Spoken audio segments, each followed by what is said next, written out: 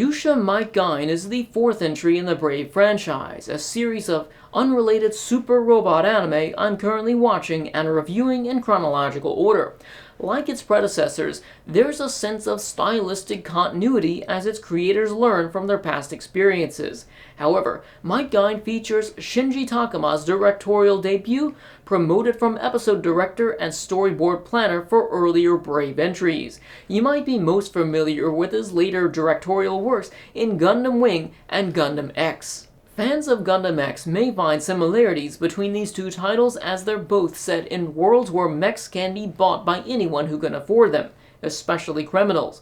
Additionally, I picked up vibes of Batman the Animated Series from 1992 mixed with the wholesome and comedic flair of Brave with a bit of jazz music to top it off. For better or worse, Might Gaine returns to its roots with an episodic narrative pitting our protagonist against several reoccurring and one-off villains. But unlike the Garn, the enemies aren't working together. I enjoyed many of its characters, such as our protagonist Senpuji, the wealthy heir to a global transportation empire who's basically the anime version of Batman.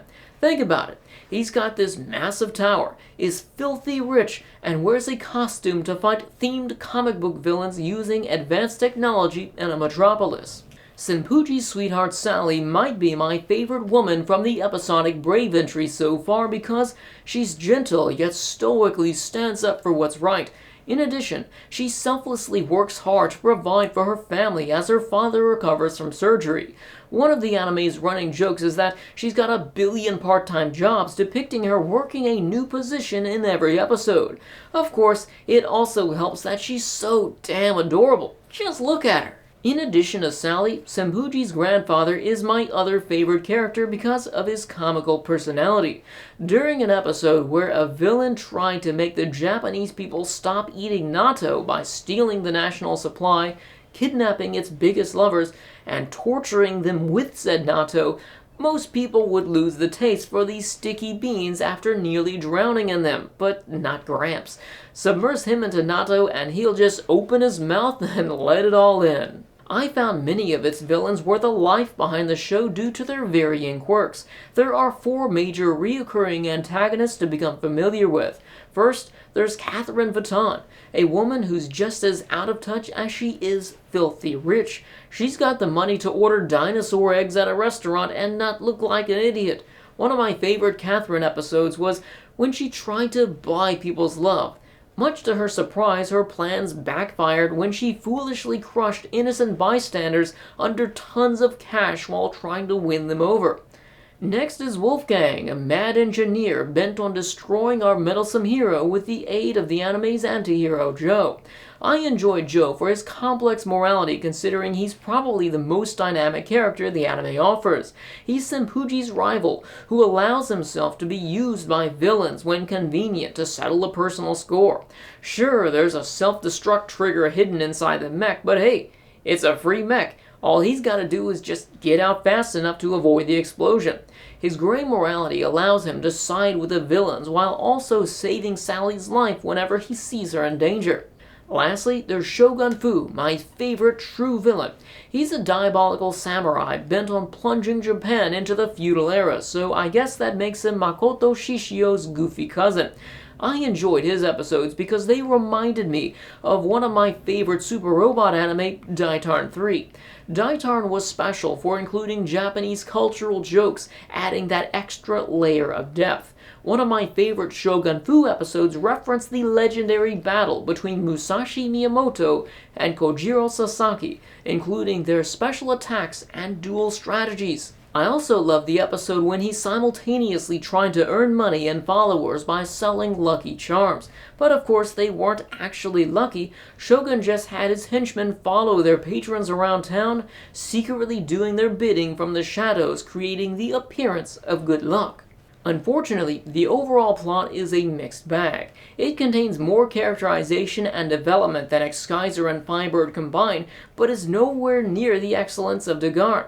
Senpuji is an interesting character, and we learn a bit about his family history that's pretty significant to the plot. We also learn more about his personal life through episodes such as his trip to a neighboring country to aid his friend, and its president with terrorism issues. It's just that Senpuji feels like a static character compared to Joe and Sally. He's the protagonist, yet experienced little character development. Additionally, his dynamic with Sally feels stagnant because he sees her nearly every episode but can't get her contact information despite being one of the world's wealthiest and most resourceful people. Compare this to the dynamic between Joe and Sally is totally on another level because Sally will frequently interact and have deep conversations with Joe about the error of his ways and turning a new leaf and fighting for good and whatnot, and that level of discourse just isn't there with Sally and Senpuji. Oddly, I don't know if the writing is to blame because unfortunately Might Gaine is one of the worst translations I've ever seen. It's translated from Japanese to Korean, then from Korean to English by someone who's probably not fluent in either language. Of course, fansubbers are the unsung heroes of anime's rise to glory, but there were several episodes I had to turn the subs off and just watch it raw. Not only were the translations incorrect, but they were poorly timed, leaving minutes of empty space and then cramming 20 sentences in 5 seconds. So yes, I have problems with the story, but I can't say for sure if these problems would exist with a proper translation. However, some issues can't be pinned on its poor translation, such as the abrupt shift into its final arc. While the anime had been pretty dark due to it being set in a city overrun with crime, the final arc feels like something from a totally different anime. They immediately inject a few arbitrary final bosses with vague plot connections at the last minute. On the one hand, I was underwhelmed by its story and disappointed after my excellent experiences with Dagar. On the other hand, I was blown away by how wild its final battles were. It went from Batman and his heavily themed comic book villains to feeling like an intense war zone straight out of a Gundam anime. Its mech execution is another mixed bag for me. I really loved Okawada's work creating a team of mechs surrounding the theme of trains. For example, Might Gaine is formed around a giant steam engine. Its head and torso look amazing, but I feel like they were on the cusp of greatness. Can you imagine how awesome a steampunk combiner mech would be? Additionally, I appreciated his clean designs for our sidekicks. Okawada demonstrated the technique that made Transformers special. They were vehicles that transformed into robots, but you could identify all of the individual pieces. I really appreciated the minimalistic approach here, foregoing the chest emblems, crest, letters, and so on. Unfortunately, its transformation sequences were another aspect to be rolled back to the times of X-Kaiser and Firebird because they're too long and too frequent, and if you've seen my earlier reviews of those, you'll know what I mean, so there's no need to say more. Dagar did it perfectly, but Might Gaine is under a new creative vision who seemingly preferred the old ways. Overall, Might Gaine is an anime that primarily evolved from the first 2 Brave entries, so if you love those, you'd likely enjoy this.